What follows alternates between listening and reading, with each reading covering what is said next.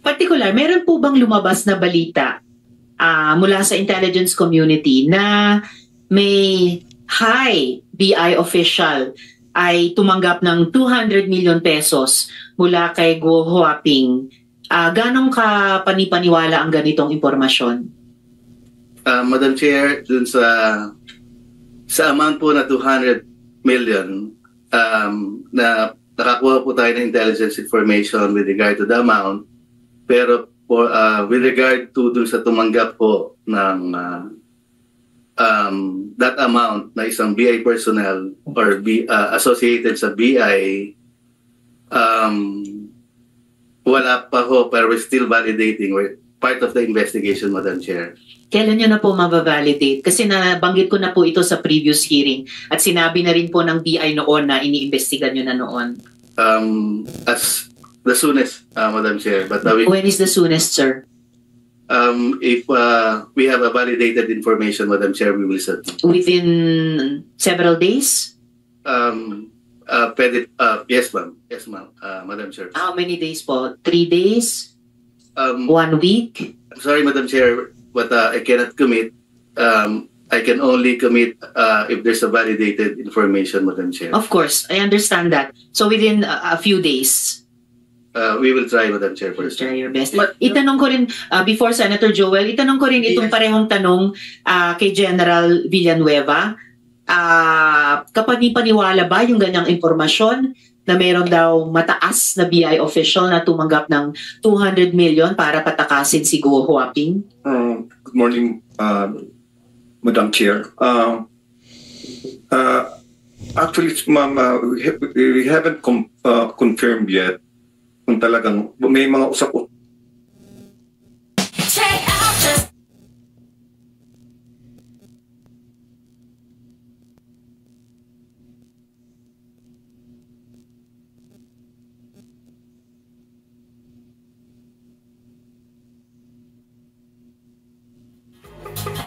Usapan po within the intelligence community. Yes. Pero wala pa pong confirmation, ma'am, kung may mga witnesses na mayroon talagang nabigyan. But yun ang usap-usapan ngayon. That they're still validating it, ma'am. Ano pa po yung usap-usapan bukod sa general detail na yon na 200M to a high BI official? Meron pa bang ibang mga di umanong sinuhulan? Meron pa bang additional amounts na pinag-uusapan? May pinag-uusapan na yung sa border immigration. Hindi ko lang alam, ma'am, yung exact amount, including PNP officials. Pero hindi ko pa rin confirm yun, ma'am. Kasi I'm outside of the loop lately, ma'am, because we're busy right now helping the law enforcement agencies running after the illegal pogos in the countryside or in the provinces. Alin pong PNP units ang binabanggit sa usap-usapan? Hindi PNP unit, ma'am, but personalities. PNP personalities. Sino-sino po?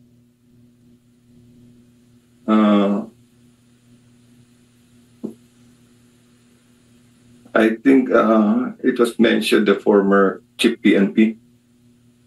Which one? I don't know, ma'am, but former chief PNP daw. Wow. Alright, salamat General Villanueva. Sino pong resource person ng PNP dito? Yes, sir. General Takaka. So we've heard a few of the agencies so far saying nagkukondukta po sila ng internal investigation sa kanila ring mga hanay. Narinig nyo or sa sariling Intel Directorate at units ng PNP, meron din po bang ganitong mga impormasyon, ganitong mga hundreds of millions of pesos in di umano mga bribe amount sa mga matataas na opisyal sa BI at ngayon nababanggit pati isang dating PNP chief pa. Sa inyo pong investigasyon, ano pong lumalabas, General? Good afternoon, Madam Chair. For the part po ng PNP, so far po wala po kaming report with regards po kung may mga nasuhulan na PNP personnel.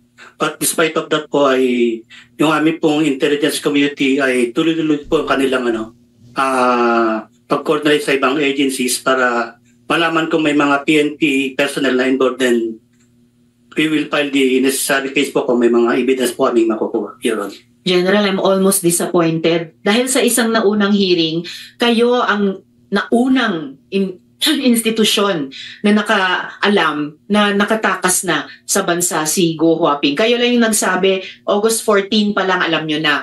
At August 15 sinabihan nyo ang BI. Whereas all the other agencies then said August 19 lang daw nila nalaman nung nag-manifestation ako na parang sa Senado pa umaasa ng Intel ang ating Intel agencies. I cannot believe it and I don't want to believe it. Kasi pag ganun talaga ang state of Intel natin, kawawa tayo sa mga susunod na panahon. So sir, earlier, the PNP resource person in an earlier hearing also said, may internal investigation kayong ginagawa. Wala pa bang bunga yun? Especially about a very important issue like corruption of high officials within the organization. Yes, ma'am, yung report sa amin na nakatakas si Alice po is coming from the Interpol po, ma'am. So yun po yung naging information po natin coming from the Interpol po na nakuha po natin. So, then yung sa mga allegations po na is ongoing naman po, ma'am, yung aming investigation. Yes, sir, pero more than a month ago na po yung August 14 na input ng Interpol. So really, I'm shocked. And pakaang-kaang pinapalamon ng taong bayan tapos ayaw magsipagtrabaho. Dahil nako, ang hirap dito magsabi pero ramdam na namin kung bakit ayaw nyo kumilos. Ha? Ayaw nyo magsipagkilos. PNP widow po ako, alam nyo naman. So may expectation ako sa National Police natin. Well, thank you, General, but PNP has to come back with more than that sa komiteng ito. Kami, ginagawa namin yung aming trabaho in terms of investigation, in aid of legislation, but patapos na rin po kami. Step up na dapat talaga ang law enforcement. Salamat, General Takaka. Before I recognize Senator Joel, balik lang, General Villanueva, you mentioned a former chief PNP. Mula sa intel nyo, anong klaseng tulong, aid o assistance ang pinrovide nung taong ito? I don't know the exact ma'am, kung anong pinrovide na support. But yun lang naman na nabanggit sa amin, sir, but hindi pa na-confirm yan, ma'am, kung talagang nagbigay or binigyan or tinanggap or may weaknesses. Yun lang po ang naririnig namin, sir, within the intelligence community. But I'm out of the loop po kasi lately, ma'am, hindi ko din ma-confirm yan, ma'am, kung ano. I understand, General, pero just to be clear, bahagi ng usap-usapan sa Intel community na a former chief PNP ay on the take kay Go Huaping. Tama po? Yes, ma'am, yan. Pero hindi ko din ma-ascertain yan, ma'am, kung kanino galing yung report, ma'am.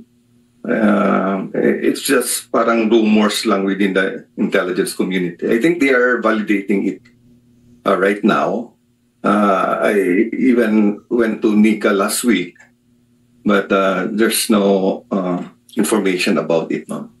Salamat, General. That's all well noted. Pero dun sa usap-usapan na bine-verify pa ng buong Intel community, kasama din ba sa usap-usapan na itong alleged former chief PNP ay tinulungan ng kahit sino sa mga kasalukuyang government officials natin sa usapin ng pagtakas ni Go Huaping? Wala naman, ma'am. Ang parang usapan dun, ma'am, parang nasa payroll, yung monthly payroll ever since. It gets worse and worse. Kanina, bad enough yung magbayad di umano ng 100 milyong pisong suhol para makatakas ang isang Go Huaping. Even worse kung historically may monthly payroll. Attorney Magno, sa NBI po ba may ganyang mga anggulo rin tinitignan ang bureau, yung suhol pati sa isang dating chief PNP, at yung monthly payroll, pati sa mga government officials? Madam Chair, lahat po yan ay tinitingnan po natin, but at this moment we cannot comment on the investigation and intelligence gathering that we are conducting. Since sa binubuo po naming pag-backtrack at pag-iimbestiga ay kasama po namin tinitingnan niya, Madam Chair. Last on the list for today, dapat sana si Senator De La Rosa, unless gusto rin ninyong sa susunod na hearing na. But ngayon, Short lang. short. All right. Now you have the floor, Senator De La Rosa. Thank you, Madam Chair. Alice, si Wesley Go is your brother. Am I correct? Opo. Ngayon, there is an information na magkasama sila ni Wang Ziyang ngayon somewhere, kung nasa Hong Kong or sa Singapore ba. Are you comfortable with that information? Na magkasama silang dalawa? Sen, honestly, wala po akong idea po. Hindi ko po alam kung magkasama I'm sila. not asking about the idea. Okay, being your brother, ito si Wesley Go, komportable ka na magkasama sila ni Wang Ziyang doon sa ibang bansa? I assume po hindi pa sila magkasama. Hindi pa ako comfortable po. Granting magkasama sila, komportable ka, hindi? Hindi. May we know the reason why? We are helping you here. Opo, sorry po, I refuse to answer po.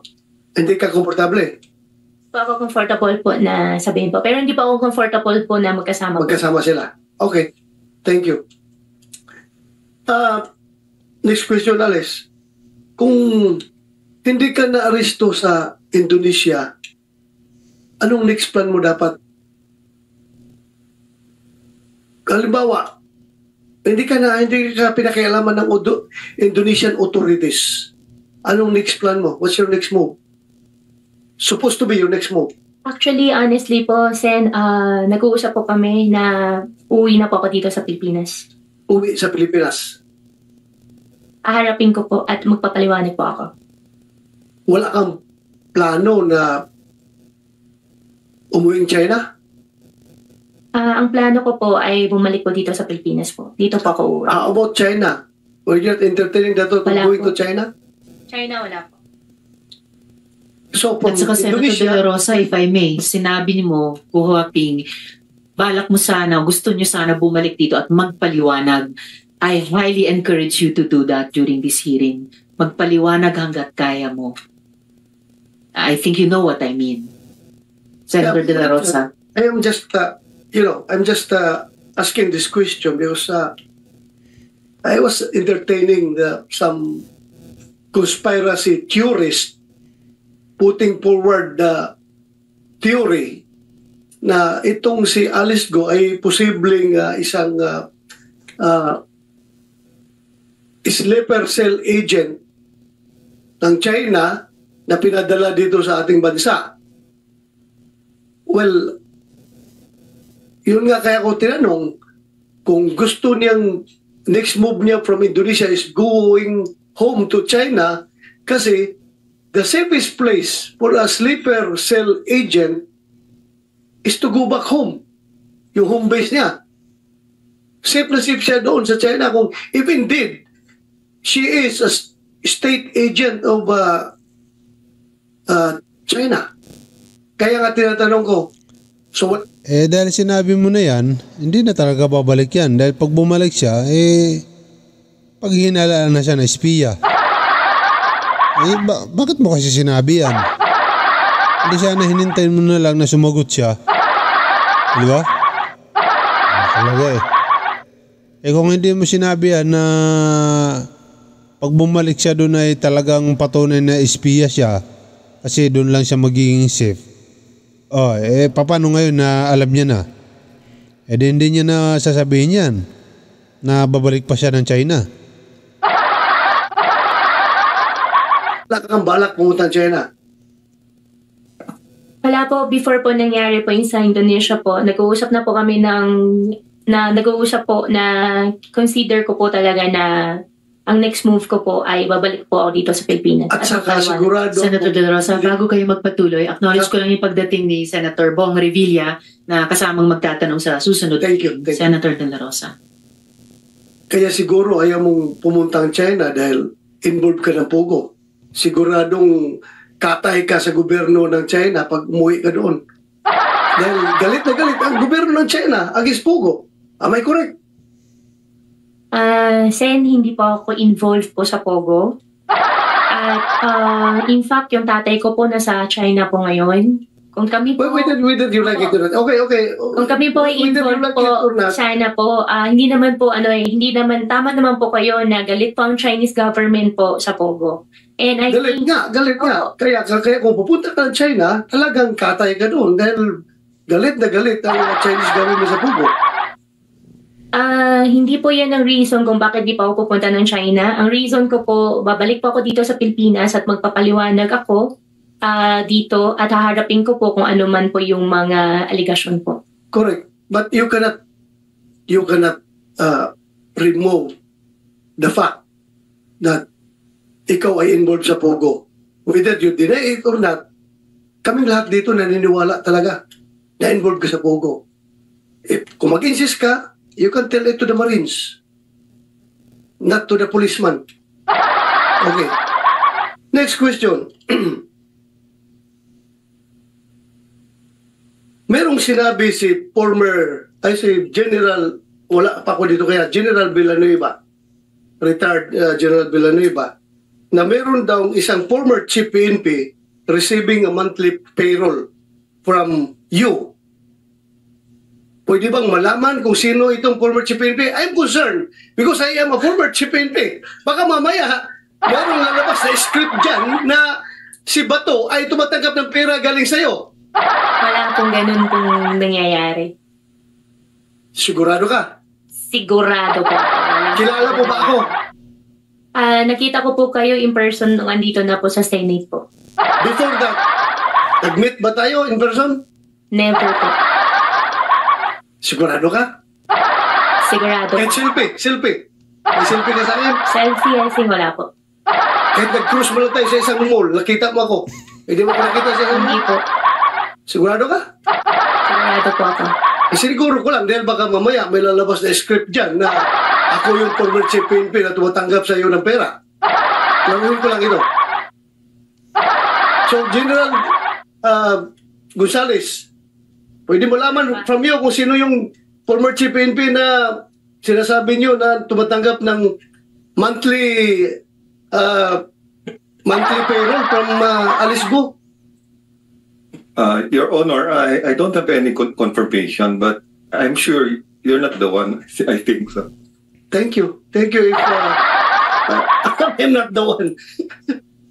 Yun lang, siniguro ko lang. Thank you, General Villanueva. Thank you for that information. Alice Go. Marami akong question, Madam Chair, pero baka...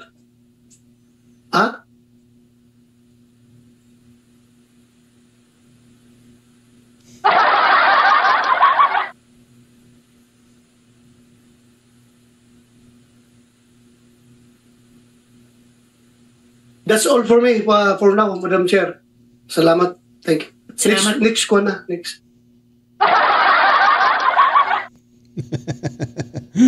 Sigurista si Bato. Sigurista si Bato talaga ang inunahan niya na. Dinuro-duro niya na. Sigurado ka. Grabe.